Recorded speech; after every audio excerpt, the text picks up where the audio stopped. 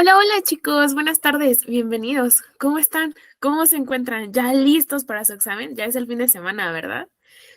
Hace muchísimo calor, ¿no? Está haciendo muchísimo calor en la Ciudad de México, bueno, en todas partes, pero me da muchísimo gusto que a pesar de eso ustedes sigan perseverando, sigan estudiando, sigan comprometidos con su objetivo, ese objetivo de quedar en su primera opción. Sé que los nervios ya están a flor de piel, ¿verdad? Al igual ese miedo o esa intriga de si me voy a quedar, no me voy a quedar, pero tranquilo. Te has estado esforzando, lo has estado dando todo, así que vas a ver muy buenos resultados. Bien, el día de hoy vamos a comenzar a resolver un examen simulacro, lo que respecta a la parte de español y habilidad verbal. Como tú sabrás, en tu examen Comipems vienen estos dos apartados muy relacionados con nuestra lengua materna, con nuestro español, ¿vale? Tenemos primeramente el apartado de español, el cual consta de 12 preguntillas, ¿vale? Y habilidad verbal consta de 16 preguntas. Es el número de preguntas que va a venir en tu examen Comipems respecto a estas dos materias. Bienvenidos, chicos, bienvenidos. Bien, vamos a comenzar. ¿Están listos, listos, listos? ¿Sí? Espero que sí. Bueno, la pregunta número 1 nos dice, un dato esencial en una ficha bibliográfica es... ¿Qué respuesta pondrías? Inciso A, número de traducciones de la obra. Inciso B, título de la obra. Inciso C, obras relacionadas con el tema. O inciso D, bibliografía del autor. Primeramente, yo necesito que tú recuerdes para qué nos sirve una ficha bibliográfica o qué es esto de una ficha bibliográfica. Bueno, pues una ficha bibliográfica es precisamente una ficha en donde vamos a colocar los datos de identificación de un libro, ¿vale? ¿Qué datos debemos de poner aquí? Ah, pues hay uno que no debe de faltar por nada del mundo, que es esencial, sin importar el formato de la ficha bibliográfica, porque recuerda que tenemos diferentes formatos para colocar los datos de identificación de un libro. Está uno muy famosillo, ¿no? Que seguramente recuerdas muy bien o seguramente alguna vez te han dejado tareas en este formato. Es el famosísimo formato APA, ¿vale? Está el formato APA, el Vancouver, el Harvard, incluso la UNAM tiene su propio formato. Sin importar el formato que utilicemos o que nos pongan en nuestro examen, un dato que sí o sí debe de llevar cualquier ficha bibliográfica es el título de la obra, como bien lo pusiste en los comentarios. El título de la obra es esencial en cualquier ficha bibliográfica. Ahora, recuerda que en tu examen también te pueden poner diferentes fichas, una ficha bibliográfica, una hemerográfica, una ciberográfica. Pero los datos que van a diferenciar a la bibliográfica del resto de fichas es que la bibliográfica, además de colocarte el título de la obra, te van a poner la edición y la editorial. Recuerda que la edición es el número de veces que se ha editado, que se ha modificado ese libro. Y la editorial es la institución u organización que se encarga de editar, de modificar esa obra. ¿Va que va? Entonces, no lo dudes. Dato esencial de ficha bibliográfica, título de la obra. ¿Qué otros datos caracterizan a una ficha bibliográfica? Ah, pues la edición y la editorial. ¿Va que va? ¿Estamos bien, chicos? Cualquier dudita que vayan teniendo, si quieren que les repita algo, con todo gusto, colóquenlo ahí en los comentarios y le doy atención a ello, ¿vale? La pregunta número 2 nos dice, idea general que menciona de qué trata el texto. Idea general que menciona de qué trata el texto. Cuidado. ¿Qué respuesta colocarías? Primero dime, ¿qué respuesta dices es esta? Me espero unos segunditos. Bien. La idea general es precisamente esa idea global que a grosso modo nos va a decir de lo que trata algún texto y se conoce como tema. ¿Va que va? Tema. Incluso esa idea general en algunos textos puede venir en el título del texto y normalmente viene al inicio del texto porque te va a introducir al texto, te va a decir de qué trata ese texto, de qué va a tratar esa lectura, ¿vale? No confundir, cuidado, no confundir con idea principal. La idea principal es lo más importante. lo más importante del texto, pero el tema nos dice de qué trata todo ese texto, ¿vale? Cuidado con eso, cuidado con eso. Muy bien. Recuerda, idea general, la palabra clave aquí es general, idea general que menciona de qué trata el texto, es el tema. ¿Va que va? Pregunta número 3 nos dice, cuando un texto se vuelve a escribir para hacerlo más claro y comprensible, se elabora. Recuerda, cuando un texto lo hacemos más entendible, cuando sustituimos esa terminología o esas palabras un poquito rebuscadas, esos tecnicismos, los trasladamos con un sinónimo, con una palabrita que podamos entender mejor, que utilicemos en nuestro día a día. ¿Qué tipo de ficha es la que hacemos? ¿Cómo se le llama a esto? Cuando lo hacemos más comprensible, más claro. ¿Cuál?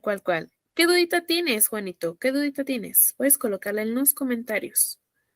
Bien, recuerda que cuando nosotros volvemos a escribir un texto para hacerlo más claro, para hacerlo más comprensible, lo que elaboramos es, ¿qué es, chicos? ¿Qué es? Una paráfrasis, ¿vale? Seguramente has escuchado eso de parafrasea el siguiente texto. ¿O cuál es la paráfrasis según el autor? Bueno, es cuando nosotros interpretamos un texto incluso con nuestras propias palabras, ¿vale? Cuando trasladamos un vocabulario complejo, un vocabulario con muchos tecnicismos, muchos términos que no podemos incluso a veces ni pronunciar, a algo más sencillo, a un lenguaje de nuestra vida cotidiana, de nuestro día a día, cuando lo trasladamos a nuestras propias palabras, pues elaboramos una paráfrasis, ¿vale? Una ficha de paráfrasis. Bien, excelente. Cuidado, ficha de paráfrasis. La ficha de síntesis es cuando nosotros resumimos una idea, ¿vale? Cuando la hacemos más pequeña, precisamente cuando la sintetizamos. Pero cuando la hacemos más clara y comprensible, elaboramos una paráfrasis, ¿vale, chicos? Paráfrasis, cuidado. Paráfrasis. Pregunta de examen. También te quiero hacer hincapié en lo siguiente. Todas las preguntas que vamos a revisar el día de hoy son preguntas muy reales a las de tu examen. Guiño, guiño, ¿eh? Muy reales a las de tu examen Comipems, para que las contemples todas. La pregunta número 4 nos dice, ¿qué propiedad textual hace falta en el siguiente enunciado? Cuidado, nos piden identificar qué es lo que falta en ese enunciado, qué propiedad textual es la que no tiene ese enunciado. Nos dice, los niños se alegraron al abrir los regalos que estaban junto al árbol de Navidad. Las clases estaban acabando y ya tenían ganas de que llegaran las Navidades. Órales. ¿Qué propiedad textual nos hace falta? Adecuación, coherencia, cohesión, cabalidad. ¿Cuál, chicos? Los niños se alegraron al abrir los regalos que estaban junto al árbol de Navidad. Las clases estaban acabando y ya tenían ganas de que llegaran las Navidades. ¿Qué propiedad textual nos hace falta? Nos hace falta, excelente, muy bien. Nos hace falta aquí, inciso B, coherencia, ¿vale? Recuerda que la coherencia es este sentido lógico que deben de tener los textos, ¿vale? Que tenga esa lógica, que tenga ese sentido, que tenga esa fácil interpretación. Porque aquí carece de coherencia. Leamos nuevamente. Los niños se alegraron al abrir los regalos que estaban junto al árbol de Navidad. Las clases estaban acabando y ya tenían ganas de que llegaran las Navidades. Ok, nos siguen hablando de las Navidades, ¿verdad? Y de los regalos, pero esas ideas están un tanto separadas. Me hablas de los regalos, pero me hablas también de que las clases están acabando y me hablas de que ya quieren que llegue Navidad. O sea, me estás hablando de tres cosas diferentes. No están unidas a un tema en general. Por eso, aquí carece de coherencia, ¿vale? La adecuación, recordemos un poquito qué es esto de la adecuación. Bueno, es cuando tu texto va acorde a un cierto público, cuando va en función de la obra. Te pregunto, para que me entiendas más esta idea, ¿qué es más fácil para un niño de 8 años leer? ¿Sería un cuento o un artículo de divulgación científica. ¿Qué le es más fácil a ese niño leer y comprender? ¿Un cuento o un artículo de divulgación científica? Ah, pues un cuento, ¿verdad? Un cuento le es más fácil leer al niño, excelente. ¿Por qué? Ah, pues porque el cuento tiene vocabulario, tiene términos que el niño puede entender perfectamente. En cambio, si tú le das un artículo de divulgación científica, va a tener incluso palabras que no va a poder ni pronunciar, ¿verdad? Entonces, en este caso, la adecuación se refiere a eso, a que adaptes el vocabulario, a que adaptes el texto acorde a un propósito, acorde a un público en específico. ¿Va que va? Muy bien, chicos. Ahora, ¿qué es esto de la cohesión? Bueno, la cohesión es cuando tu texto está unido mediante... ¿Qué palabras nos sirven para unir ideas, chicos? ¿Cómo se le llama a esa categoría gramatical? ¿Cómo se le llama, chicos? Que a esa categoría gramatical que nos sirve para unir palabras, ideas, oraciones. ¿Cómo? Nexos, ¿verdad? Nexos o conectores, cualquiera de los dos términos puede venir en tu examen. Recuerda que en Comipems te piden identificar los tipos de nexos, ¿vale? Si aún no has estudiado esto, no te tardes, es pregunta de examen. Bien, la cohesión es cuando nosotros unimos las ideas mediante nexos y conectores. En vez de que tú sigas poniendo ahí puros puntos y seguidos o puros puntos y aparte, puedes hacer uso de los nexos, de las conjunciones, de los conectores. ¿Va a quedar? Muy bien, chicos. Nexos. Y finalmente, la cabalidad es cuando tu texto es completo, cuando no dejas un texto a medias, cuando tu texto cumple con una introducción, con un desarrollo y con una conclusión. Un texto que carece de cabalidad es aquel que carece de alguna de estas estructuras. Puede ser que nada más mi texto tenga introducción y tenga desarrollo, pero no tenga conclusión. Entonces, eso sería una carencia de cabalidad. ¿Va a quedar? Perfecto, chicos. Siguiente preguntita. Nos dice, elige el inciso que carezca de concordancia. Cuidado con esto, nos piden que carezca, es decir, que no tenga concordancia, que no cumpla con la concordancia. Pero recordemos, ¿qué es esto de la concordancia? Bueno, pues la concordancia es precisamente cuando concuerda en género y número tu artículo, tu sustantivo, tu adjetivo y tu verbo. Si tú estás hablando en plural, todo debe de ser en plural. Si me estás hablando en singular, todo debe ser singular. Si me hablas en femenino, todo debe ser femenino. Y si me hablas en masculino, todo debe de ser masculino, que concuerden en género y en número. Revisemos los incisos, a ver cuál es el inciso correcto. El inciso A nos dice, la persona están obligadas a guardar silencio. Ah, caray, hasta suena medio raro, ¿no?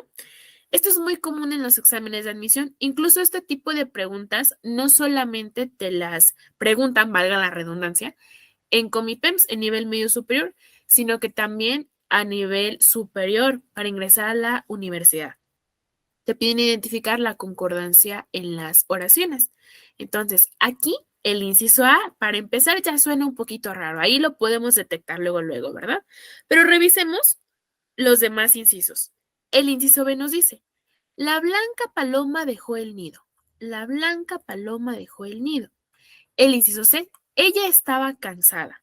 Y el inciso D, esos edificios fueron construidos el año pasado.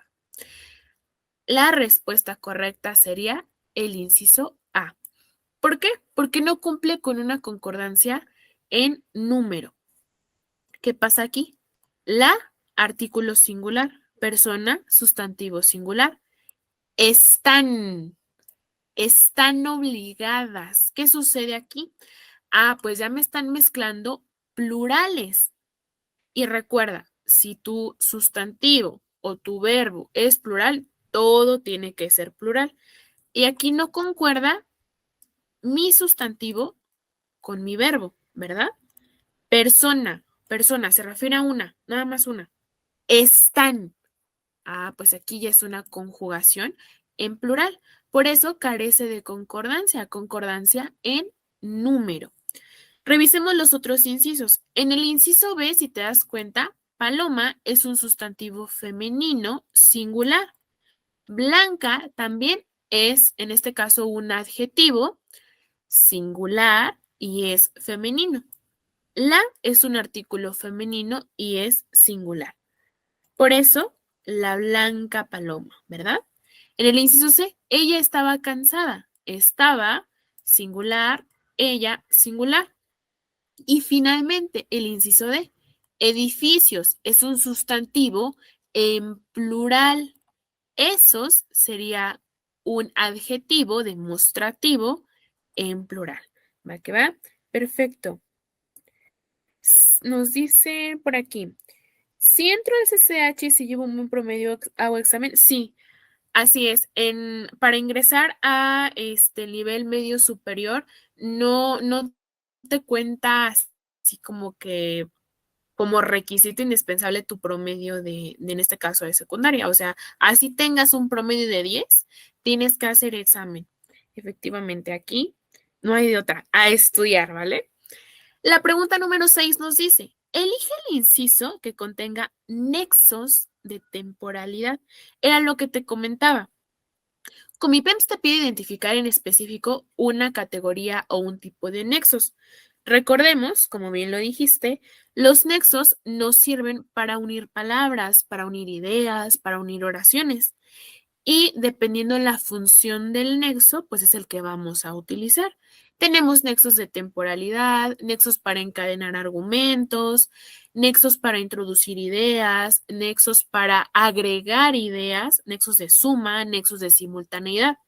¿Vale? En este caso nos piden identificar aquel inciso, aquella oración que tenga nexos relacionados con la temporalidad. ¿Cuál pondrías? ¿Qué inciso colocarías? Efectivamente, la pregunta número 1 fue el inciso B. B de bueno. Nos dice aquí el inciso A, la marca del producto ya fue registrada. No obstante, no saldrá al mercado. El inciso B nos dice, además de visitar a mis padres, visitaré a mis tíos. El inciso C, antes de que salga el sol, debo estar en carretera. O inciso D, haré la comida siempre y cuando laves los trastes. ¿Cuál pondrían, chicos? ¿Qué respuesta es la que dicen? Es la correcta. Bien, muy bien. Nexos de temporalidad. ¿Cuáles son algunos ejemplos de nexos de temporalidad? Pues tenemos el primero, durante, en segundo lugar, después, ayer, ¿va que va? Antes, y aquí está la clave. El inciso C efectivamente tiene nexos de temporalidad. Antes de que salga el sol, debo estar en carretera. Aquí lo tienes, mira. Antes, aquí está ese nexo de temporalidad. En el caso del inciso A, ¿qué tipo de nexo es este que tenemos aquí? No obstante, ¿a qué categoría entra? ¿Cómo se le conoce a este tipo de nexo? ¿Cómo? Nexo que encadena argumentos, ¿verdad? El no obstante, el sin embargo, el sino, pero, empero, aunque se les conocen como nexos que encadenan argumentos o como nexos adversativos, precisamente porque te van a unir dos ideas que se contraponen, dos ideas un tanto opuestas, que se están hasta contradiciendo. La marca del producto ya fue registrada. Ok, nos están diciendo algo favorable, que ya se registró esa marca, pero no saldrá al mercado. Aquí está eso desfavorable. Ese punto a favor, la marca del producto ya fue registrada y esa idea que está en contra, que se está contraponiendo, que está adversando, no saldrá al mercado. O sea, a pesar de que ya se registró, ¿qué crees? No saldrá al mercado. En el caso del inciso B, aquí tenemos un nexo que introduce ideas, ¿vale? Además. Y en el inciso D tenemos un nexo condicional. Haré la comida siempre y cuando laves los trastes. Es como cuando tus papás te dicen, te dejaré ir a jugar fútbol siempre y cuando acabes la tarea. Cuando te ponen una condición, ok, también tenemos un tipo de nexo condicional. ¿Va que va? Perfecto, chicos. La pregunta número 5, cuidado, fue el inciso A, ¿vale? 5, inciso A. Pregunta número 6 fue el inciso C, ¿vale? C de casa. Bien, siguiente preguntita. Nos dice, escoge el inciso con nexos argumentativos. Era lo que te comentaba, ya hasta te di la respuesta. Pero, ¿cuál pondrías? Escoge el inciso con nexos argumentativos. ¿Cuál es el inciso, chicos?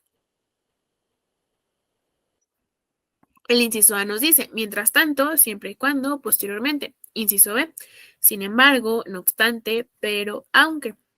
Inciso C, luego, antes, después, hasta. O inciso D, porque, puesto que, mientras, después. ¿Cuál es el inciso correcto? ¿Cuál dicen ustedes que es? Muy bien. Nexos argumentativos o nexos adversativos. Aquí lo tenemos. Inciso B de bueno. Sin embargo, no obstante, pero aunque. Excelente, chicos. Muy bien, muy, muy bien. Se ve que han estado estudiando, ¿eh? Me da muchísimo gusto. La pregunta número 8 nos dice, característica de la ficha de trabajo textual. Característica de la ficha de trabajo textual.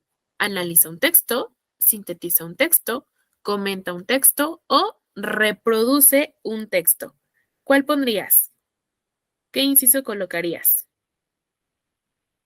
¿De qué otra manera me pueden preguntar la ficha de trabajo textual? ¿De qué otra forma se le conoce? Se le conoce como, a ver, ¿cómo se le conoce? Como cita textual, ¿vale? Muy bien. En tu examen puede venir como ficha de trabajo textual o como cita textual. Se refiere a lo mismo, son sinónimos. No te espantes si te ponen un término o te ponen otro. Recordemos la funcionalidad de este tipo de ficha. Bien, esta ficha nos sirve precisamente para hacer una copia fiel de un texto. Cuando en un texto original tú extraes una idea, extraes un fragmento y lo quieres incluir en otro texto. Pero como ese fragmento no es de nosotros, no es de nuestra autoría, no es de nuestra propiedad, debemos siempre de colocarlo ¿entre qué, chicos? ¿Entre qué signo de puntuación se coloca una cita textual? Bien, entre comillas, ¿vale? Entre comillas. ¿Por qué? Porque no es de nuestra autoría, no nos pertenece. Y como no nos pertenece, además de colocarlo entre comillas, debemos de poner la bibliografía o los datos de referencia del texto original de donde lo sacamos. Su autor, el año en el que se publicó, ¿va que va? Entonces, nos sirve para reproducir un texto, para hacer una copia fiel de ese fragmento. Muy bien, esa es una característica fundamental, es incluso la función de una ficha de trabajo textual que reproduce un texto, ¿vale? Cuidado, reproduce un texto. No se me vayan a confundir con sintetiza un texto, porque en todo caso estaríamos hablando de una ficha de ¿qué? ¿Qué tipo de ficha es la que sintetiza un texto, chicos? La ficha de, como su nombre lo indica, síntesis, ¿vale? En el caso de Comipems, yo la verdad nunca he visto que les pregunten sobre ficha de síntesis. Les preguntan más que nada por la bibliográfica y por la cita textual. Son las más comunes en Comipems, pero aquí recuerda, la ficha de trabajo textual o cita textual es aquella que me reproduce un texto. ¿Por qué? Porque lo copio tal cual, en original. Si tiene puntos, coloco sus puntos. Si tiene cualquier palabra que tenga, la copio tal cual, ¿vale? Pregunta número 9. Identifica el enunciado con errores en la puntuación. Muy bien, vamos a trabajar ahora la parte de signos de puntuación. El inciso A nos dice, ¿estás en la oficina?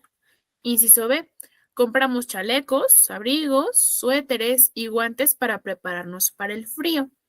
Inciso C, Juan nadó 100 metros, Joel 150 y José 200. O inciso D, silencio, a callar he dicho. ¿Cuál pondrías? ¿Qué inciso es el que dices, este es el bueno? Sé muy cuidadoso, no solamente en la parte de español y habilidad verbal, sino en general en todo tu examen, cuando te pidan identificar algo correcto o algo incorrecto. ¿Por qué? Porque aquí puede ser que tú sí sepas bien el uso de los signos de puntuación, sepas utilizarlos a la perfección, pero a veces por los nervios del examen, por la tensión, por el tiempo y lo que tú quieras, no leemos bien. Aquí, por ejemplo, te piden identificar aquel enunciado que tenga errores. ¿Qué tal que por los nervios tú dices, identificar el enunciado que tenga la puntuación correcta, ¿no? O que te pidan identificar un sinónimo y busques un antónimo. En mate, por ejemplo, una secuencia ascendente o una descendente. A veces tú sí puedes dominar súper bien el tema, pero por los nervios del examen, por la tensión, por la presión, por el miedo, pues no leemos bien, ¿no? Y aquí es la falla. Entonces, por favor, lee muy bien las preguntas, eso es fundamental. Y en este caso, el enunciado con errores en la puntuación, como ustedes bien lo indican, es el inciso B. ¿Por qué, chicos? ¿Por qué el inciso B tiene errores en la puntuación? ¿Qué es lo que anda fallando aquí? Pues que estamos utilizando puntos y comas en una serie, en una secuencia, en una numeración. Cuando tú enumeras elementos, lo correcto es que tú coloques comas, más no punto y coma, ¿vale? Recuerda que los puntos y comas los vamos a utilizar cuando tu texto tiene una longitud considerable, cuando es un poquito extenso e incluso ya contiene comas ese párrafo o ese texto. También vamos a utilizar el punto y coma para ideas que tienen una lejana cercanía. Comas cuando la información es muy cercana, cuando las ideas tienen una relación muy, muy cercana. Punto y comas cuando ya es más lejana esa cercanía, ¿vale? En este caso del inciso A, tenemos aquí signos de interrogación y están perfectos. Uno de apertura, otro de cierre. En el caso del inciso C, si te das cuenta, aquí sí tenemos mezcla de comas y de punto y coma. Veamos la función de ello, ¿vale? Juan nadó 100 metros, Joel 150 y José 200. ¿Recuerdan cómo se le llama a este tipo de coma que vemos aquí? ¿Cómo se le conoce a esta coma? Porque recuerda que hay diferentes tipos de coma. Cada uno cumple con una función en específico. En tu examen obviamente no te van a preguntar el tipo de coma en específico, pero el hecho de que tú conozcas los tipos de comas te va a ayudar precisamente en este tipo de reactivos, a que veas si esa coma está bien empleada o no, o qué tipo de coma debería de ser. ¿Sí recuerdan cómo se le llama? Muy bien, es una coma vocativa, ¿vale? Aquí en este caso, miento, chicos, aquí una coma elíptica. Ya me andaba confundiendo. La coma elíptica es aquella que te sirve para omitir un verbo que se sobreentiende, un verbo que tú ya mencionaste previamente y que ya no es necesario que lo vuelvas a escribir, porque ya lo dijiste una vez. Coma elíptica, ¿vale? La coma vocativa es aquella que nos sirve para separar al vocativo, para separar al nombre del resto de la oración. Entonces, en este caso, aquí esta coma que está después de Joel es como si tú tuvieras implícito, como si tuvieras oculto el verbo. ¿Cuál sería el verbo aquí, chicos? En este enunciado, Juan nadó 100 metros, Joel 150 y José 200. ¿Cuál es el verbo? ¿Qué verbo es el que estamos utilizando aquí? Muy bien, nadó, ¿vale? Recuerda que los verbos son las acciones que está realizando ese sujeto. Juan nadó 100 metros, Joel nadó 150 y José nadó 200. Es como si lo tuvieras implícito, ahí escondidito. Entonces, es precisamente elíptica porque te sirve para omitir un verbo que se sobreentiende, un verbo que mencionaste previamente. Y aquí lo mencionaste, mira. Sería muy repetitivo el hecho de que tú colocaras el verbo en vez de la coma. Leámoslo. Juan nadó 100 metros, Joel nadó 150 y José nadó 200. Está como que muy repetitivo, ¿verdad? Por eso vamos a utilizar esta coma elíptica. Y finalmente el inciso D nos dice, silencio, a callar he dicho. estamos aquí utilizando signos de admiración, los cuales, como tú ya sabes, nos sirven para expresar emociones y sentimientos o interjecciones. Tenemos uno de apertura, uno de cierre, también acá uno de apertura y uno de cierre. Todo lo demás, perfecto, ¿verdad? Entonces, el error está en el inciso B. Estamos utilizando punto y coma en vez de comas, ¿vale? Excelente, chicos. Muy, muy bien. Pregunta número 10. Identifica la oración secundaria marcada en negritas. Oración secundaria. ¿Qué inciso colocarías? El inciso A nos dice, el pan que compré esta mañana está en el canasto. Inciso B, a mi abuela le encanta cocinar para nosotros. Inciso C, me encanta que me visites todos los días. O inciso D, le pedí que me lleve al centro, puesto que mi moto sigue en el taller. Uy, que ya arreglen esa moto, ¿verdad? Las oraciones secundarias, recuerda que dependen forzosamente de una oración principal. Una oración principal es lo más importante que me está diciendo ese texto, ¿vale? Es lo más importante. Y por sí sola, una oración principal tiene un sentido completo. Tú la puedes entender a la perfección. En cambio, una oración secundaria deriva, se desglosa, surge a partir de una principal. Si yo no tengo una oración principal, yo no puedo entender la oración secundaria porque necesito más contexto, necesito más chismecito. ¿Va que va? Entonces, necesito aquí forzosamente una oración principal para poder entender una secundaria. Nos dice, mm, mm, mm. Muy bien, aquí está marcado en negritas, ¿vale? En tu examen con mi PEMS, de igual forma, te van a poner en negritas, en este caso, esa oración secundaria. El inciso A nos dice, el pan que compré esta mañana, aquí tenemos la oración secundaria, que compré esta mañana, y te quedas así como de, que compré esta mañana. Sí, pero ¿qué compraste? Esta es la clave para tu examen, ¿eh? Que leas únicamente lo que esté en negritas. Si tiene un sentido completo, si se entiende por sí solo, quiere decir que es una oración principal. En cambio, si carece de este sentido completo y no entiendes del todo, necesitas como que más chismecito, más información, pues es una oración secundaria, ¿va que va? El inciso B nos dice, a mi abuela le encanta cocinar. Ok, se entiende perfecto, ¿verdad?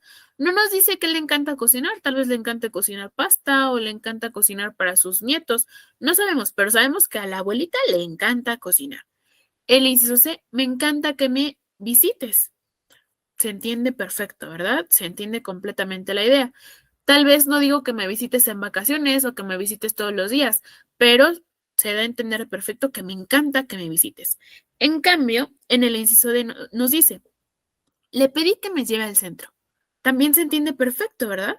Le pedí que me lleve al centro. No le estoy diciendo ni por qué quiero que me lleve, ni cuándo quiero que me lleve. Simplemente ahí tenemos esa oración principal. Se entiende. A pesar de que no nos dé más especificaciones, obviamente ya cuando lees esto de acá, ya te están especificando, te están aclarando, te están dando, ahora sí, una oración secundaria. Le pedí que me lleve al centro, puesto que mi moto sigue en el taller. Ok, ya le estoy explicando el por qué quiero que me lleve al centro, ¿vale? Pero aquel inciso que cuenta con una oración secundaria marcada en negritas es el inciso A. ¿Qué compré esta mañana? Sí, pero ¿qué compraste esta mañana? ¿Compraste manzanas? ¿Compraste ropa? ¿Qué compraste? Y si tú lees lo que no está en negritas, el pan está en el canasto. Hasta se entiende perfecto, ¿no? El pan está en el canasto. Es una oración principal. Y este que compré esta mañana ya me está especificando qué pan. Pues el que compré esta mañana, no el que compré ayer, sino el que compré esta mañana. ¿Va que va? Y listo, chicos. Muy bien, por ahí preguntan por la respuesta de la 9. La 9 fue el inciso B, ¿vale? B de bueno. La pregunta número 10, el inciso correcto es el inciso A. Pregunta número 11. Elige el inciso que contenga únicamente verbos en pretérito. Verbos en pretérito. ¿Qué son los verbos en pretérito, chicos? ¿A qué se refiere esto de verbos en pretérito? Por ahí pónganme en los comentarios. ¿Cuáles son los verbos en pretérito? ¿O para qué me sirven los verbos en pretérito? Bueno, primeramente recuerda que un verbo es una acción, ¿vale? Es una acción que realiza algún sujeto y se les conoce como pretérito o como pasado. Y precisamente son acciones que ya terminaron, que ya quedaron en el pasado, que ya finalizaron, ¿vale? Ya terminaron. Entonces, en tu examen te lo pueden preguntar como verbos en pretérito o como verbos en pasado. Se refiere a lo mismo. Acciones que ya sucedieron en el pasado y ya finalizaron. Muy bien, excelente. El inciso A nos dice, nadamos, jugué, bailaron, comimos. Inciso B, escucho, comencé, interpuso, consuelan. Inciso C, bailan, estudiarán, participarán. Y la B. O inciso D, compró, conocimos, pintarán, cocinamos. ¿Qué inciso pondrías? ¿Cuál es el correcto? Atento con esto. Únicamente verbos en pretérito. Únicamente verbos en pretérito. Excelente, chicos. Inciso A, ¿verdad? Nadamos, ya finalizó, ya fue ayer, ya se terminó. Jugué, también en pretérito, bailaron, está en pretérito y comimos, está en pretérito. Una forma sencilla, o más bien como tip para que identifiques los verbos en pretérito, es que cuando los conjugues en primera y tercera persona del singular, es decir, con el pronombre yo y con el pronombre él, siempre, siempre, siempre se tildan. Se tildan en la última vocal, siempre. Esta es una regla ortográfica, al menos de que sean monosílabos, ¿vale? Pero esto ya es más específico de licenciatura. En el caso de Comipems no les piden monosílabos. Jugué. Jugué está conjugado en primera persona en tiempo pretérito. Yo jugué. Por eso siempre lo vamos a tildar. Si dijera jugó, también se tildaría porque es una tercera persona del singular, el pronombre él. Él jugó, comió, nadó, caminó, bailó. Se tilda de igual forma porque es una primera persona del singular. Tercera persona del singular, el pronombre él. Recuerda, verbos en pretérito se tildan en primera y en tercera persona del singular, con el pronombre yo y con el pronombre él. Esta es una forma o un tip que te puede ayudar para identificar los verbos en pretérito. ¿Va que va? Muy bien, excelente. Y siguiente preguntita. Nos dice, relaciona cada género periodístico con su propósito. Recuerda, tenemos diferentes géneros periodísticos, diferentes tipos de textos periodísticos y cada uno tiene una finalidad, cada uno tiene un propósito en específico, tiene una función. Te lo voy a poner así para que lo alcances a revisar, ¿vale? Nos dice aquí, es una relación de columnas. También trata mucho de familiarizarte con estos tipos de reactivos. Lo que es la parte de biología, la parte de geografía y algunas preguntas de español o habilidad verbal, te piden relacionar columnas, que tú unas, ¿vale? Es como cuando hacíamos cuando en la primaria nos ponían a jugar tripas de gato. No sé si alguna vez les tocó eso o nada más a mí en mi época longeva. Es algo similar esto de la relación de columnas, ¿vale? Expresa el punto de vista de una persona reconocida en relación con un tema. Expresa el punto de vista de una persona reconocida en relación con un tema. ¿Qué te recomiendo que hagas aquí? Pues que identifiques palabras clave, palabras importantes, palabras que te ayuden a identificar en este caso el género periodístico al que pertenece. Expresar el punto de vista de una persona reconocida en relación con un tema. ¿A qué les suena esto, chicos? Punto de vista. Pues es un artículo de opinión, ¿verdad? De ahí viene el nombre, opinión. Es cuando una persona especializada en un tema en específico da su opinión, da lo que él piensa, lo que él cree. ¿Va que va? Recuerda que el artículo de opinión siempre, siempre, siempre, siempre debe de elaborarse por un especialista en el tema. Por ejemplo, si habláramos de, no sé, del coronavirus, ¿no? Muy famosillo el tema. Si habláramos del coronavirus, la persona que tenía que redactar un artículo de opinión, pues puede ser un médico, puede ser un biólogo, puede ser un científico. No es que vamos a poner a redactar un artículo de opinión del coronavirus a un futbolista, ¿verdad? ¿Por qué? Porque no es su campo de conocimiento. Siempre debe de ser una persona especialista en el tema y debe de ir firmado con su nombre de, en este caso, el redactor de ese especialista. ¿Vale? Muy bien, chicos, excelente. Nos dice por acá este otro propósito. Informar de forma breve y concisa sobre un acontecimiento reciente que despierte interés. Informar de forma breve y concisa. Aquí lo tienes. ¿Qué género nos informa únicamente? ¿Qué género nada más te da la información de manera objetiva, de manera clara, de manera concisa?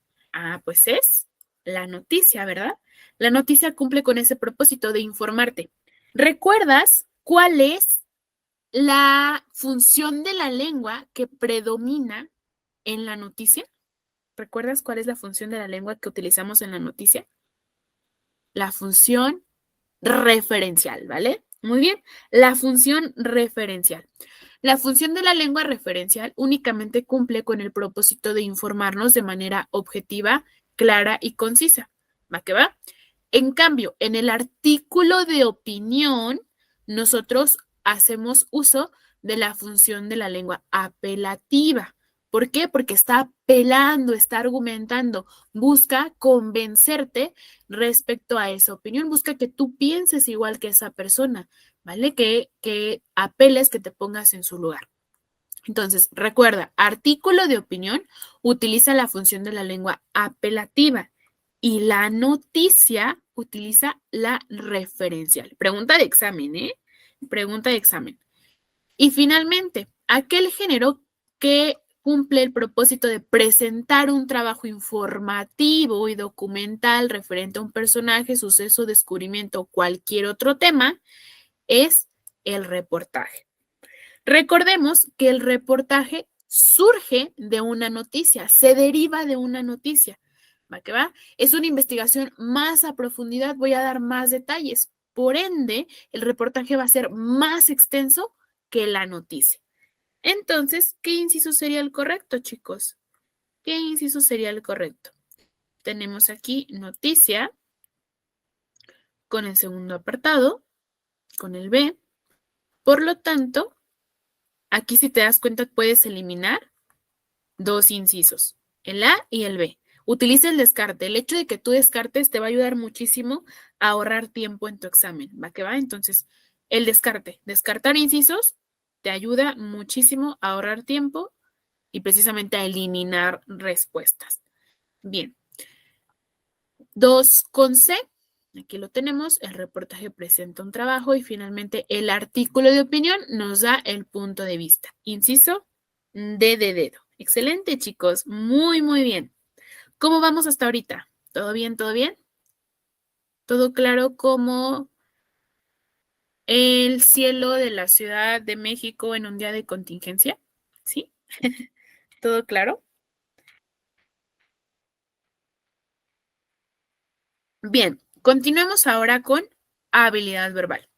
Súper rápido, se nos fue español, ¿verdad? Habilidad verbal, chicos. Precisamente como su nombre lo indica de este apartado, es qué tan hábil eres tú con nuestro vocabulario.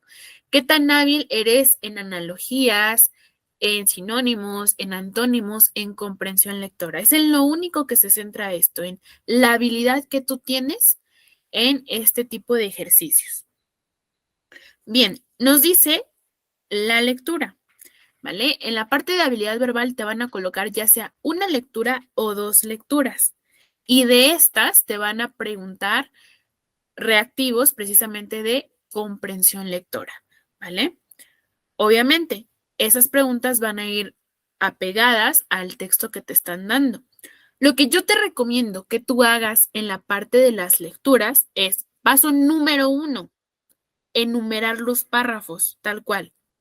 Párrafo 1, por ahí le vas a colocar al ladito con tu lápiz. Puedes rayar tu examen, ¿eh? O sea, en Comipems puedes rayar el examen. De hecho, en el examen es en donde haces las cuentas de matemáticas, de física y química. Entonces, puedes rayarlo. Párrafo 1, párrafo 2, párrafo 3 y así sucesivamente. ¿Para qué voy a enumerar los párrafos? Bueno, el hecho de que tú enumeres los párrafos te va a ayudar a que te traslades mejor en el texto. En algunas preguntas te piden, por ejemplo, ¿cuál es la idea principal del párrafo 4? Si tú los enumeraste, únicamente te vas al párrafo 4 y buscas esa idea principal.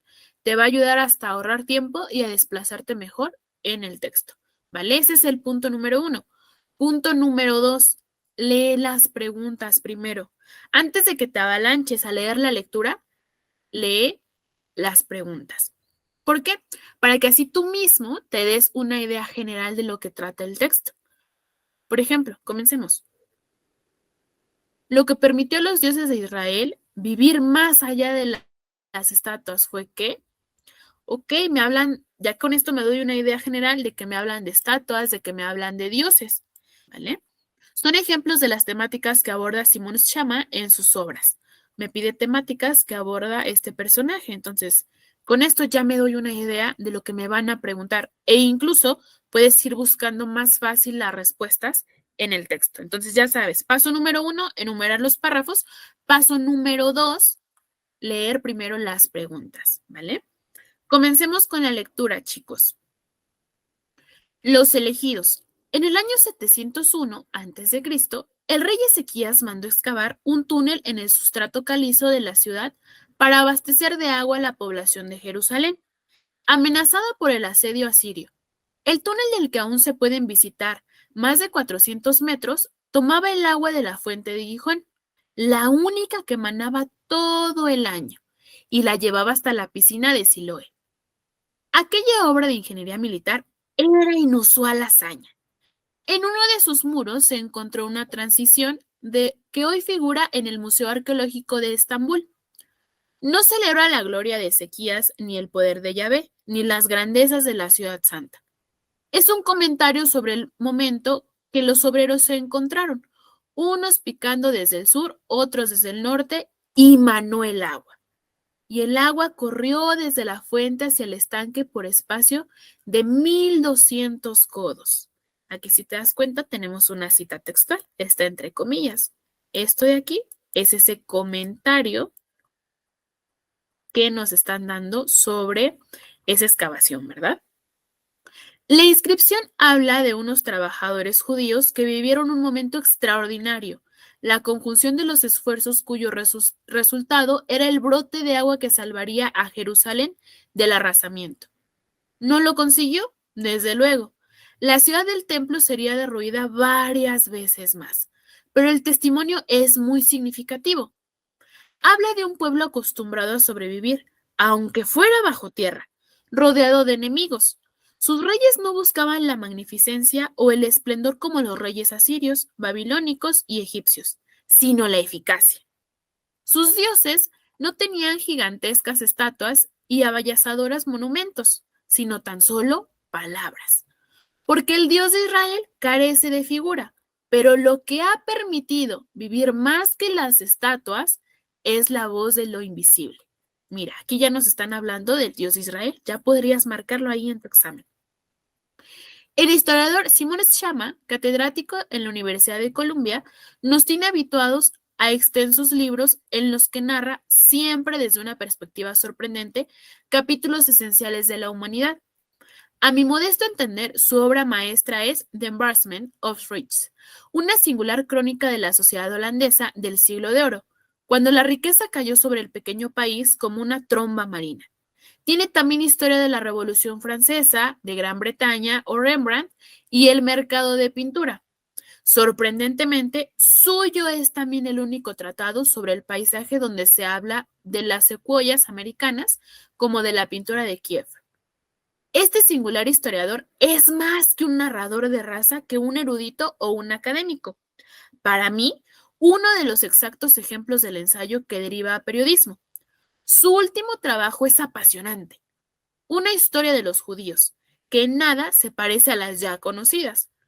Por ejemplo, Shama no comienza como es lo común, con Moisés y las tablas de la ley, sino que salta por encima del Éxodo hasta donde hay ya datos propiamente históricos. El lector se encontrará en medio del Nilo, en la isla de Elefantía, con una guarnición de soldados judíos que protegían la frontera sur de hace 2500 años. Allí comienza a familiarizarse con un pueblo siempre asediado y condenado a muerte por sus vecinos. Debate ahí, editado la primera parte de esta historia que llega hasta 1492, una fecha que dice mucho a los lectores que no han sido víctimas de la Loge. ¿Qué tal, chicos? ¿Qué les parece el texto? ¿Qué tal? ¿Qué tal? Nos dice aquí, si bien el texto como todo junto, pero con puntos, ahí termina el párrafo, así es. Normalmente puede ser que te pongan una sangría, ¿vale? ¿Qué es esto de una sangría, Lilia? Pues es un pequeño espacio que se deja al inicio de los párrafos.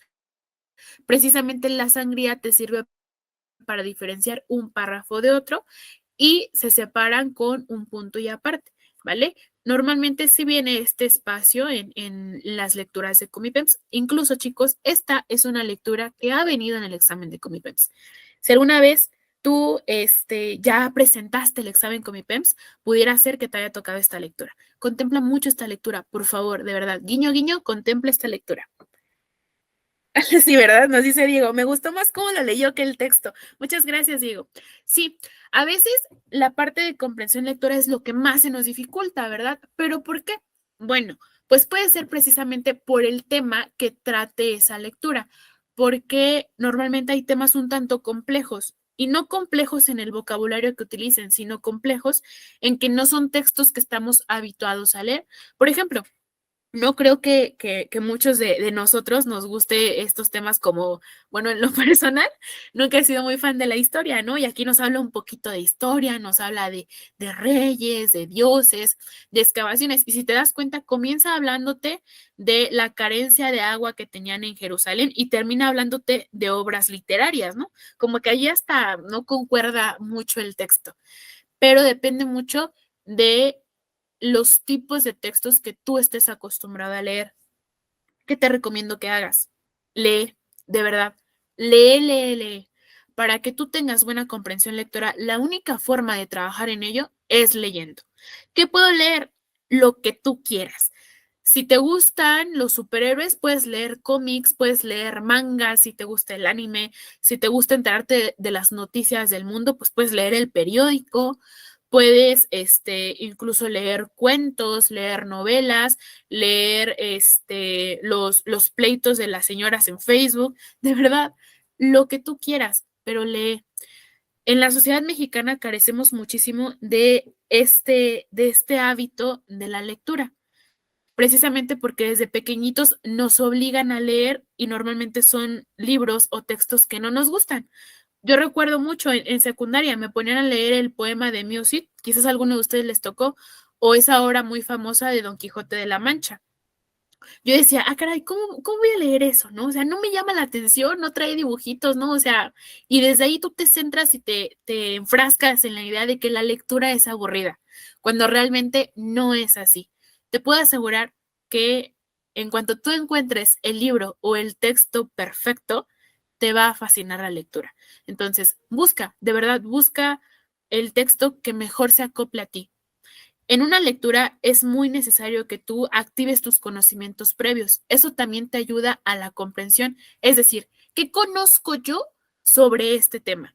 Pudiera ser que aquí no conozcamos nada sobre la carencia de agua, ¿no? Pero tú sabes que en la Ciudad de México hay mucha carencia de agua. Eso ya es un conocimiento previo, ¿vale? Incluso que los relaciones con tu entorno también te ayuda a comprender.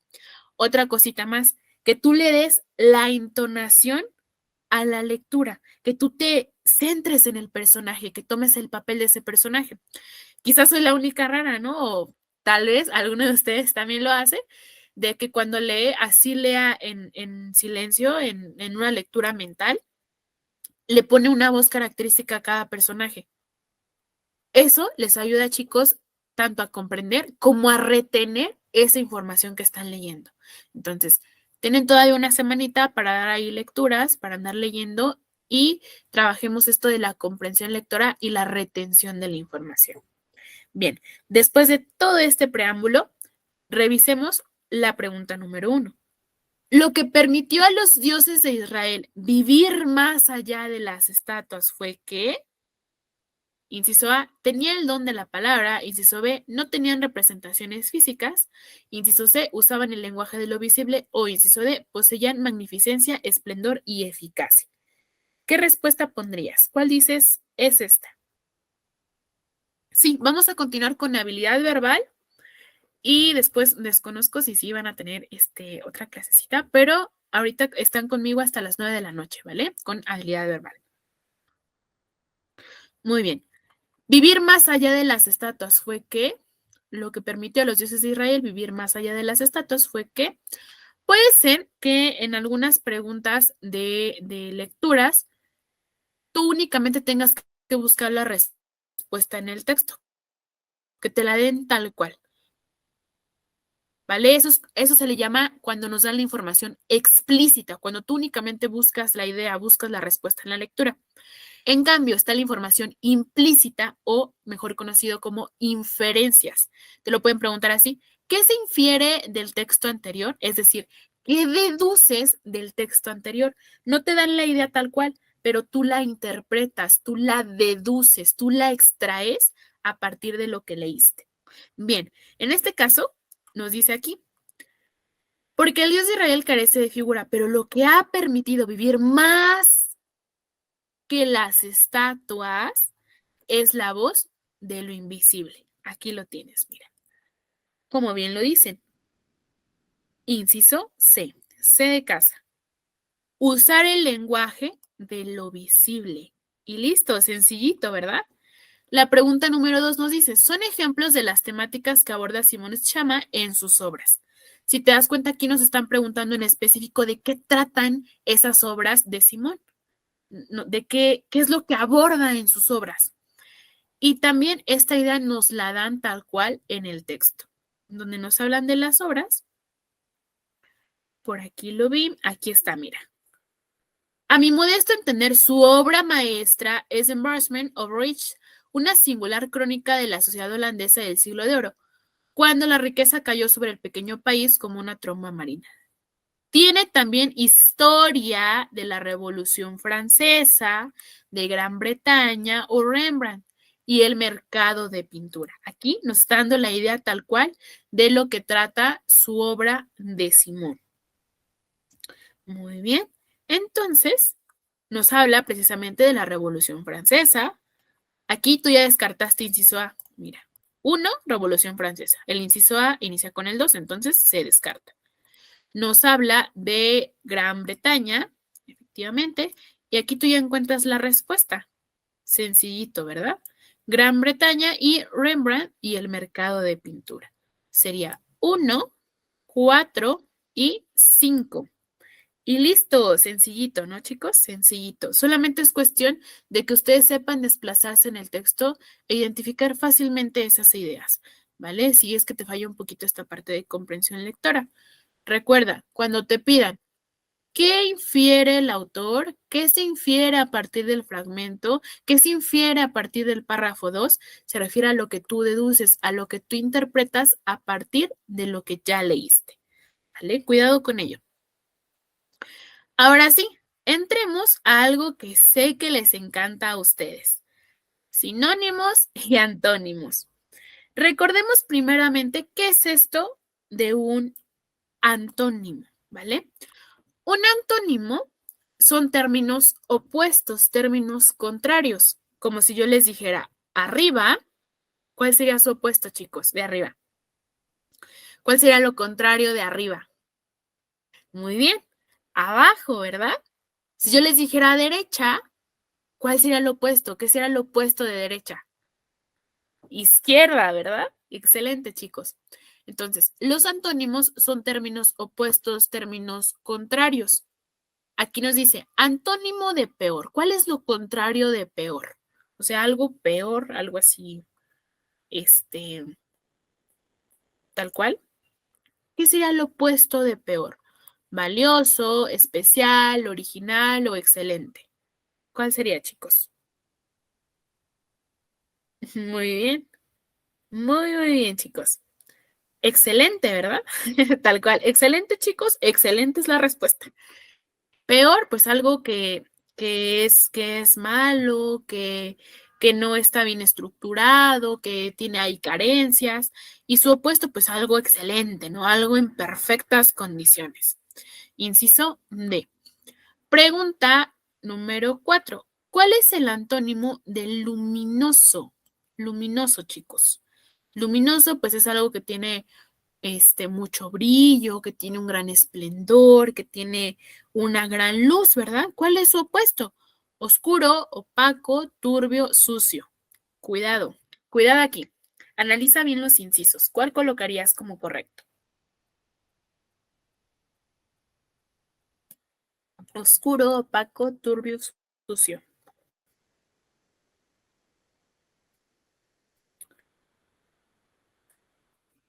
¿Qué sería aquí? Muy bien, excelente. Oscuro, ¿verdad? ¿Por qué te dije que tuvieras cuidado? Porque si te das cuenta, los incisos son muy similares. Opaco, pues es algo que no tiene claridad, pero no tiene una oscuridad total. Turbio también es algo así como medio opaco, medio turbulento. Sucio sucede lo mismo, pero aquí siempre trata de apegarte a la palabra que te estén dando. Luminoso, su opuesto sería oscuro. ¿De qué otra manera me pueden preguntar los antónimos o los sinónimos? Puede ser que te pongan una pequeña frase, un pequeño enunciado, que dijera, por ejemplo, aquí, el cielo es luminoso. Y la palabra luminoso viniera en negritas o viniera en mayúsculas.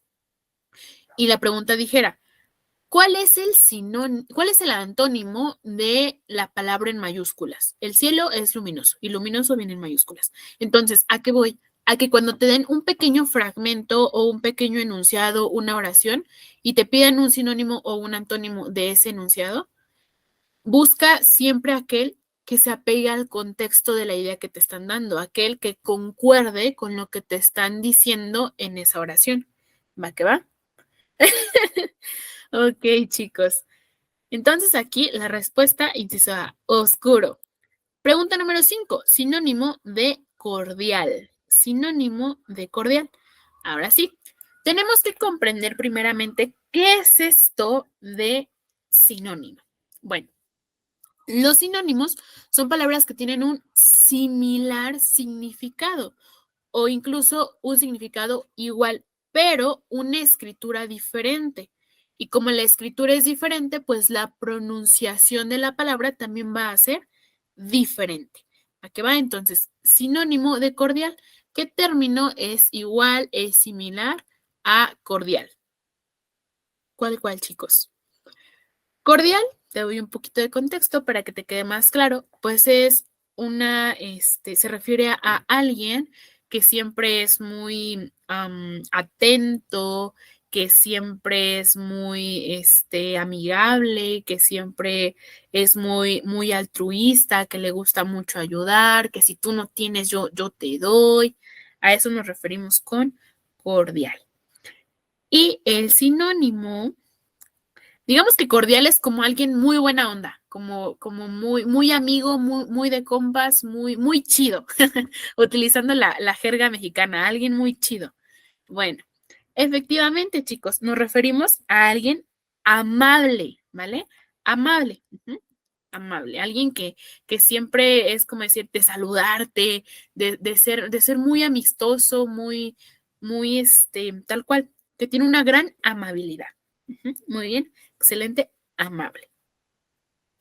Sinónimo de infringir. ¿Qué palabra tiene este mismo significado, infringir? Infringir, chicos, se refiere a cuando tú violas una regla, cuando no cumples con una regla o con una orden, a cuando tú no obedeces. Entonces, ¿cuál coincide? Nos pregunta acá Diego, ¿y por qué no generoso? Ah, ok. Generoso se refiere a alguien que siempre te da, o sea, siempre te da de lo que tiene. Vale, en cambio acá cordial se refiere a alguien que siempre es muy amistoso. Esa es la diferencia. Ujú. Infringir. Sinónimo de infringir. Muy bien, excelente, chicos. Muy, muy bien. Quebrantar.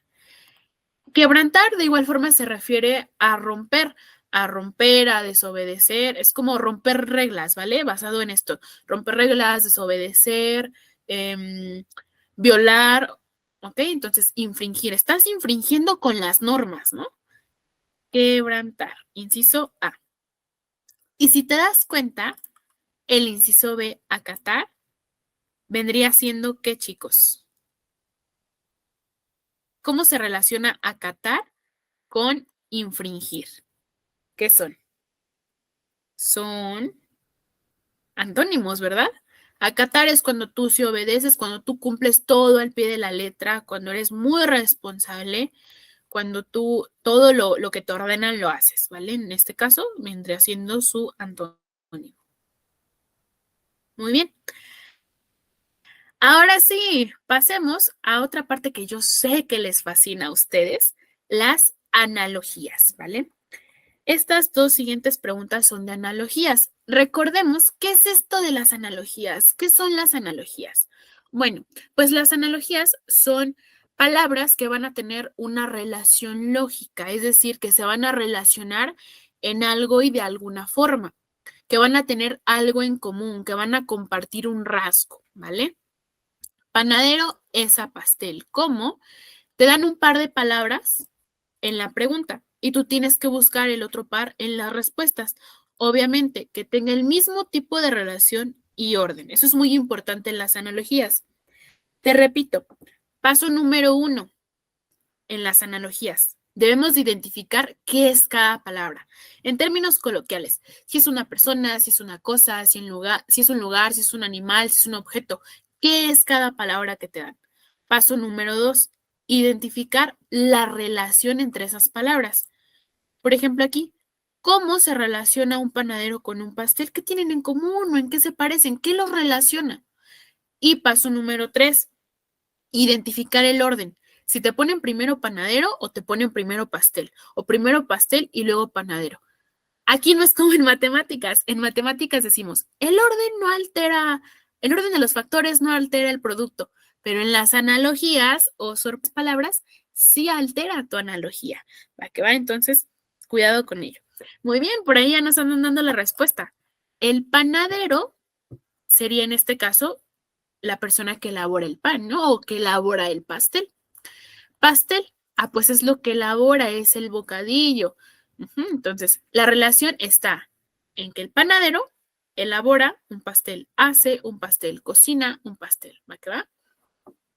Puedes hacer también un juego chusco de palabras que te una estos dos términos. Por ejemplo, el panadero hace un pastel y aplicar ese mismo juego de palabras en todos los incisos. El carpintero hace madera. No, ¿verdad? El carpintero trabaja con la madera, más no la hace, esa la hacen los árboles, ¿no? Cirujano anestesia, ¿el cirujano hace anestesia? No, ¿verdad? El cirujano trabaja con la anestesia. El escritor novela, ¿el escritor hace una novela? Aquí sí concuerda, chicos. Veterinario a cortar, ¿el veterinario hace cortar? No, ¿verdad? El veterinario cumple con la función de cortar, ¿no? En una cirugía. Bien, como ustedes bien lo indican, inciso C, escritora novela. Si el panadero elabora un pastel, el escritor elabora una novela. Y listo, súper sencillo, ¿no crees? Así de fácil. Recuerda, paso número 1, identificar qué es cada palabra. Paso número 2, identificar el tipo de relación, cómo se parecen, en qué difieren, qué tienen en común. Paso número 3, identificar el orden. ¿Qué palabra me ponen primero y cuál después? Y ahora sí, buscar en los incisos aquel que tenga ese mismo tipo de relación y ese mismo orden. Y listo, chicos. Pregunta número 8. Completa la analogía del siguiente enunciado. Músico es a orquesta como actor. A. Identifiquemos qué es cada palabra. Músico, pues es una persona que crea música, ¿no es así? o que toca alguna melodía. Orquesta, pues es un conjunto de músicos, ¿verdad?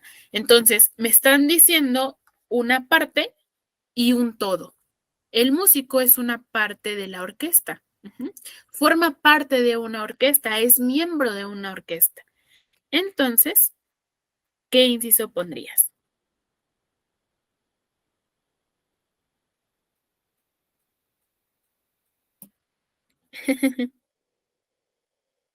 Muy bien, chicos. Por aquí dicen ustedes que la respuesta, inciso B, ¿verdad?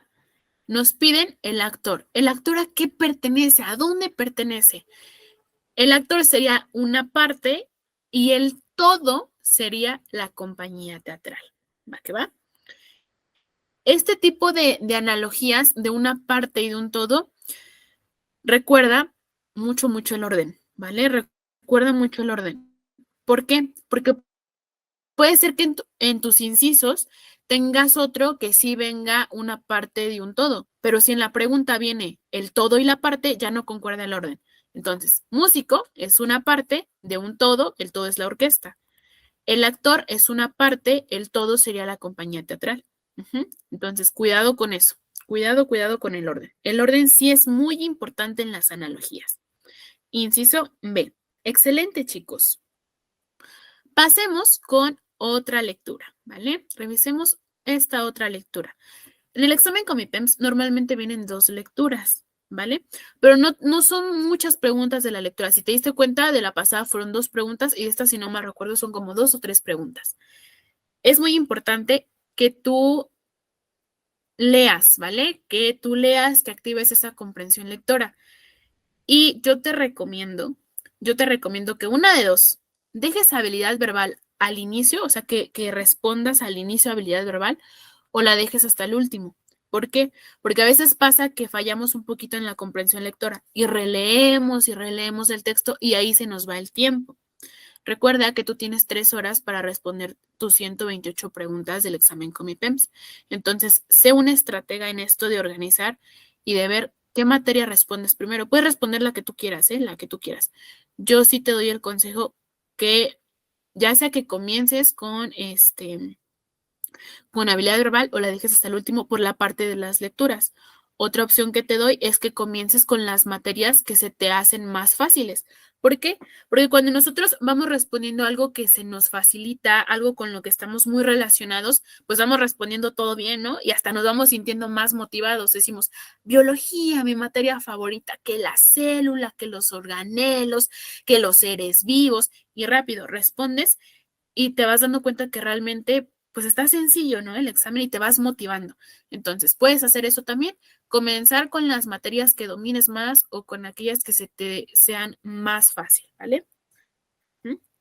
Muy bien, chicos. Chequemos esta lectura, ¿te parece? ¿Qué dijimos que íbamos a hacer cuando revisáramos lecturas? Paso número 1, enumerar los párrafos. Paso número 2, revisar las preguntas. Revisemos las preguntas. Elige el párrafo que expresa el resumen del texto, ¿ok? Nos van a pedir identificar el resumen de esa lectura.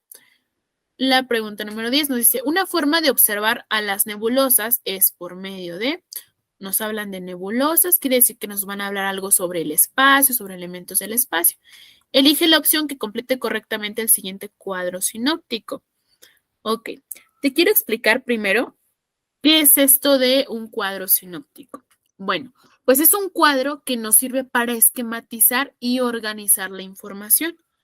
Todo este texto que tú ves aquí, todo este texto que tú revisas aquí, todo tú lo puedes desglosar, lo puedes ordenar en un cuadro sinóptico. Un cuadro sinóptico se caracteriza porque vamos a ir de lo general a lo particular, de elementos globales, de elementos muy extensos, a elementos más simples, más específicos, más particulares, más concretos. De eso va un cuadro sinóptico, ¿vale? Ahora sí, comencemos con la lectura. Una explosión estelar, principio y fin de la Tierra.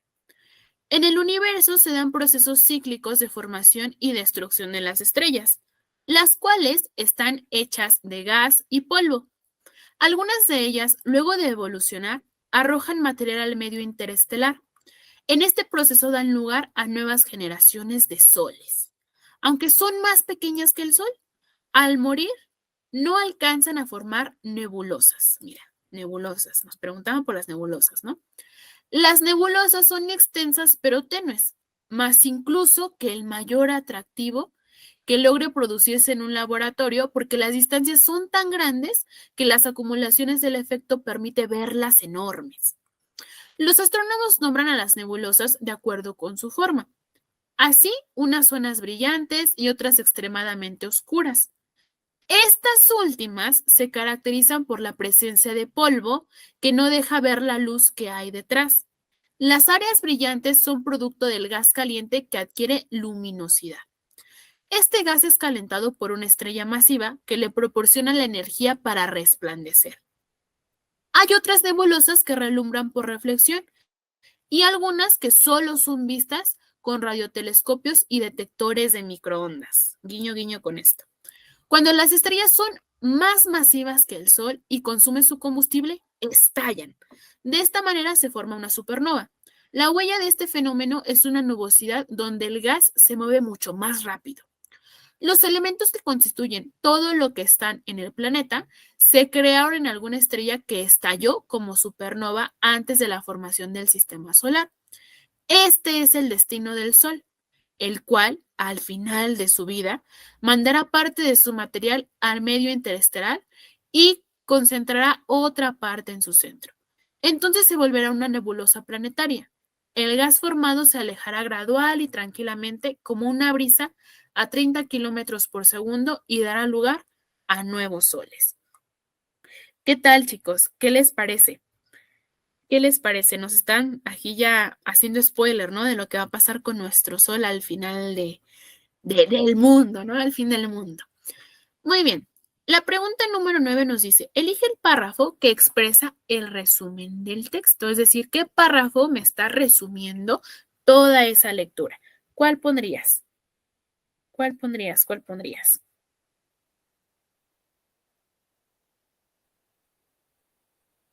Sí, para los que se van uniendo, recuerden que todos nuestros lives, incluso si son de TikTok, se guardan en YouTube. Entonces, ustedes posteriormente pueden consultar nuevamente el video, la grabación, y pueden repasar con ellos. Pueden encontrar también diferentes listas de reproducción. En el caso de Comipems ya hay por ahí algunos videos para que hagan uso de ellos, ¿vale, chicos? Bien, revisemos. El párrafo A nos dice, algunas estrellas están formadas por gas y polvo. Al evolucionar, arrojan material al medio interestelar. La luminosidad de una nebulosa es producto del gas caliente proporcionado por una estrella masiva que le ofrece energía para resplandecer. Los elementos que constituyen todo lo que existe en el planeta se crearon en alguna estrella. Ok, como que sí nos habla de lo que trata el texto, ¿no? Pero hay que revisar los demás párrafos. B. Los procesos cíclicos de formación y destrucción de las estrellas dan origen a nuevas generaciones de soles. Las nebulosas son extensas pero tenues, más que el mayor ultravacío que logre producirse en un laboratorio. Cuando las estrellas son más masivas que el Sol y consumen su combustible, estallan. Como que es más propio este párrafo, ¿no? Porque incluso hasta ya nos habla más del Sol, incluso de ese efecto que se hace en el laboratorio, pero sigamos revisando los demás párrafos. La formación y destrucción de estrellas es el resultado de un proceso cíclico que se da en el universo. Algunas estrellas al explotar producen una nebulosa. El material interestelar que se arroja al espacio da lugar a nuevos soles. Este es el destino del Sol, el cual al final de su vida se volverá una nebulosa planetaria. Finalmente, inciso D. Los astrónomos nombran a las nebulosas de acuerdo con su forma. Existe una llamada cabeza de caballo. Hay nebulosas que relumbran por reflexión y otras que solo son vistas con radiotelescopios. Nuestro sistema solar actual se originó por una supernova. Al final de su vida, el Sol morirá y se volverá una nebulosa planetaria. ¿Qué inciso colocarías? ¿Qué inciso dices? Este es el correcto. ¿Cuál, chicos? Inciso C, ¿verdad? En general, hay que buscar eso. Cuando te pidan un resumen de una lectura o de un texto, busca la idea general, busca precisamente el tema, ¿vale? Busca el tema, esa idea global del texto. Pues el texto nos está hablando de cómo se forman y cómo se destruyen las estrellas, de cómo se forman las supernovas, esas nebulosas, ¿va que va? Te habla también de a dónde se arroja ese material cuando explotan, cuando estallan. Ah, pues al espacio interestelar. Y finalmente el texto cierra, concluye diciéndote cuál va a ser el final del Sol. Ah, pues se va a convertir en una nebulosa planetaria, ¿vale? Inciso C, chicos. Inciso C es el más correcto. Los demás incisos sí te dan ideas que vienen en tu texto, pero no te resumen todo el texto, ¿vale? Incluso están siendo muy específicos con esas ideas que te dan, porque hasta te hablan, ¿no? Existe una llamada cabeza de caballo. Aquí están siendo muy específicos. Recuerda, hay que irnos por lo más general, por lo más global, por esas ideas principales. Esto de aquí, existe una llamada cabeza de caballo, es una idea secundaria. Necesita una idea principal. Normalmente un resumen, recuerda, un resumen se elabora con ideas principales, con las ideas más importantes. Por ello, nuestra respuesta es el inciso C, ¿vale? Siguiente preguntita. Una forma de observar a las nebulosas es por medio de, inciso A, una nave espacial, inciso B, un telescopio reflector, inciso C, una sonda aérea o inciso D, un detector de microondas. ¿Cuál pondrías? ¿Cuál pondrías? ¿Cuál pondrías?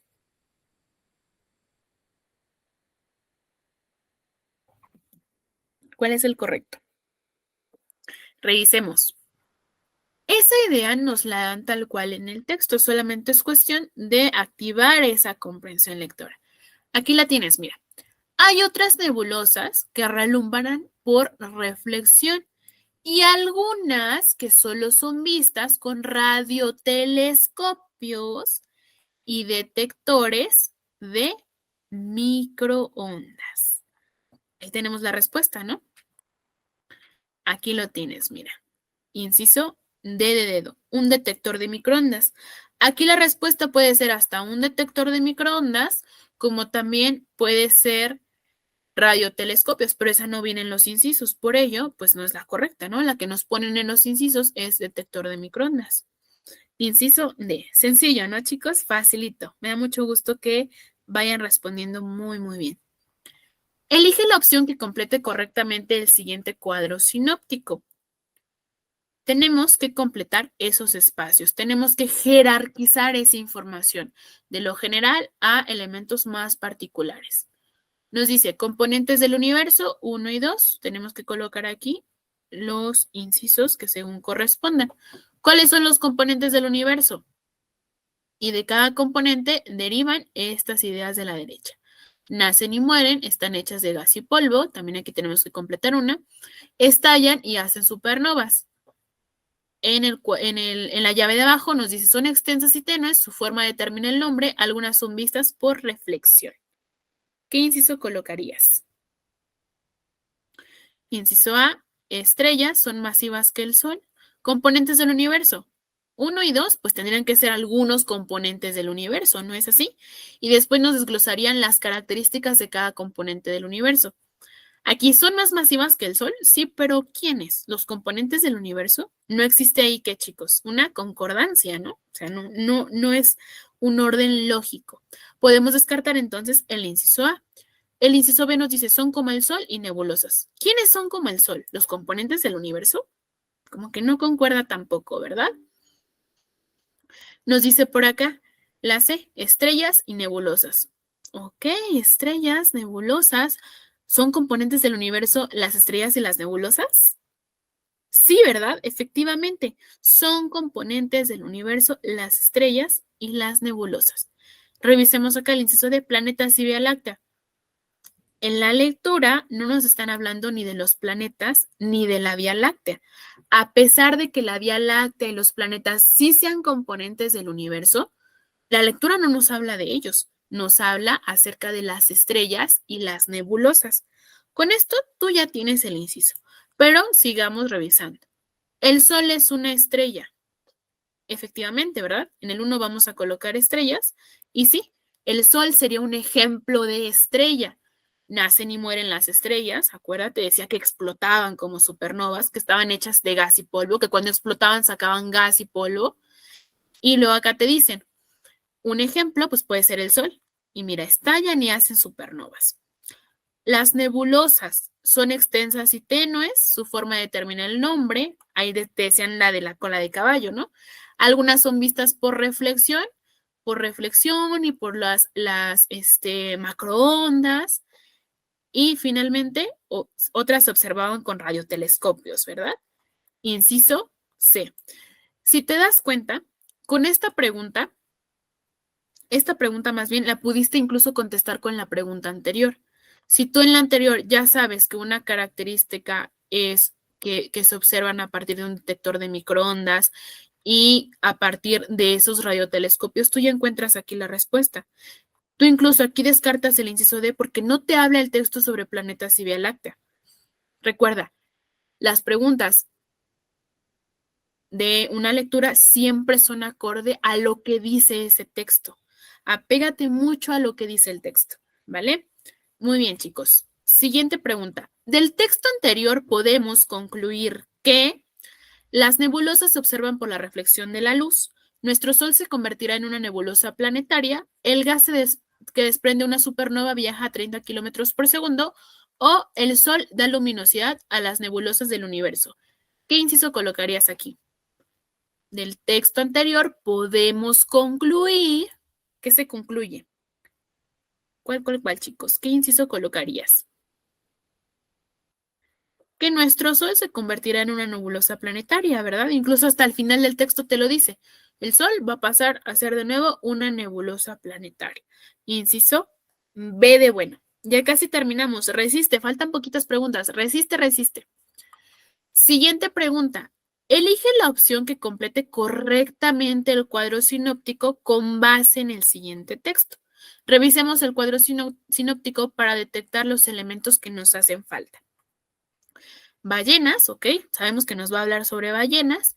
Nos dice aquí de las ballenas barbadas. Tenemos que completar un espacio, dentadas y sin confirmar. Entonces nos están dando en esta parte de aquí los tipos de ballenas que existen, ¿verdad? De las barbadas, pues que está la jorobada, la azul, la gris, debemos de completar otro espacio. De el número 1, que no conocemos qué tipo de ballenas son. El ejemplo o el ejemplo es la franca septentrional y de las dentadas es la cachalote y tenemos que buscar otra más, ¿verdad? Revisemos. ¿Cuál pondrías? Hay que darle lectura. Nos dice, si bien hay un montón de especies de ballenas y diferencias dentro de estas categorías, esto nos da un marco básico para comenzar. Estas 4 categorías son barbadas, dentadas, extinguidas y sin confirmar. Aquí en automático ya te dieron esos 4 tipos, esas 4 categorías de ballenas. Revisemos las respuestas, recuerda, hay que agilizar esto, hay que ahorrar tiempo. Bien, aquí en la 1 sería barbadas, extinguidas, dentadas y sin confirmar. Si te das cuenta, los incisos que tienen extinguidas son el C y el D. Descartas inciso A y descartas inciso B. Se van, se eliminan. Sigamos revisando. Las ballenas dentadas son las que tienen dientes que usan para el consumo de alimentos. Entre ellas están el cachalote y las cachalote enano. Aquí ya te están dando esos 2 ejemplos o esos dos tipos de las dentadas. Cachalote y cachalote enano. Mira, aquí tú ya encontraste la respuesta. Inciso C. Pero sigamos revisando. Las ballenas barbadas se caracterizan por presentar un tipo de adaptación anatómica formada por láminas elásticas y paralelas que simulan unas placas peludas que ayudan a filtrar el agua. Entre estas están la ballena jorobada, la azul, la gris y la franca del Pacífico Norte. También nos dan los ejemplos de las barbadas. Finalmente, entre las extintas destaca la franca septentrional. Y listo, sencillo, ¿no, chicos? Súper, súper, súper sencillo. La respuesta entonces, inciso C, C de casa. Extinguidas, barbadas, extinguidas, dentadas y sin confirmar son los tipos o las categorías o clasificaciones de ballenas que existen. Dentro de las barbadas tenemos a la jorobada, la azul, la gris y la cachalote, y la franca del Pacífico Norte. Dentro de las extinguidas tenemos a la franca septentrional, dentro de las dentadas tenemos a la cachalote y a la cachalote enano. Y listo. ¿Te das cuenta que en un cuadro sinóptico puedes organizar mejor la información? En vez de poner todo este parrafote, únicamente desglosas todo en un cuadro sinóptico, está mejor organizada, mejor estructurada y visualmente te ayuda mejor. Entonces, si se te dificulta mucho estudiar, por ejemplo, la parte de historia, la parte de biología, geografía, formación cívica, los cuadros sinópticos son muy útiles para organizar este tipo de información, ¿vale? Lo puedes aplicar a futuro. Bien, pregunta 14. Caliente es a frío. ¿Cómo? Tenemos aquí otra analogía. Caliente es a frío. ¿Cómo? Aquí, ¿qué relación encuentran entre estas dos palabras, chicos? Caliente y frío. ¿En qué se relacionan? ¿En qué difieren? ¿Por qué me las dan? ¿Cuál es la relación que tenemos? Caliente es a frío. ¿En qué se parece? ¿Son qué? Palabras opuestas, ¿verdad? Son antónimas. Entonces, tenemos que buscar el mismo tipo de relación en los incisos. Aquel que tenga una relación de antonimia, de palabras opuestas, palabras contrarias. Muy bien. Ya casi acabamos, falta poquitito. Ya solo nos quedan 3 preguntitas y listo. Nuestra respuesta, como ustedes bien lo indican, inciso D. Luz a oscuridad. Palabras opuestas, palabras contrarias. Luz, oscuridad. El yin, el yang, el bien, el mal, arriba, abajo, derecha, izquierda. Muy bien. Inciso D. Conductor es automóvil como el conductor, pues es una persona, ¿no? Que conduce un automóvil. El automóvil, pues es el medio de transporte. Árbol a manzana, pastel a fruta, presidente a país o dinero a cartera. ¿Cuál pondrían? ¿Cuál pondrían? Conductor, automóvil. El conductor dirige, conduce el automóvil. ¿Qué sucede aquí? Ah, pues que el presidente dirige, conduce un país. Va que va, aunque luego lo hagan medio mal. Pero conduce un país, lo dirige. Entonces es lo mismo acá con el conductor y el automóvil. Última pregunta, como bien lo acabas de escuchar. Última pregunta. Piloto es avión. ¿Cómo? El piloto, pues es de igual forma la persona que se encarga de conducir un avión, de orientar el avión, de dirigir el avión. El avión, pues es un medio de transporte, ¿verdad? Maquinista a tren, cielo a avión, robo a ladrón o perro a jauría. ¿Cuál pondrías? ¿Cuál pondrías? Muy bien. Maquinista a tren, el maquinista conduce, dirige el tren. O dirige el metro, ¿no? Por ejemplo. Y listo, chicos. Así de sencillito.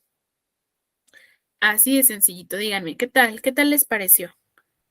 ¿Fácil o difícil? ¿Cómo sintieron el examen? ¿Fácil o difícil?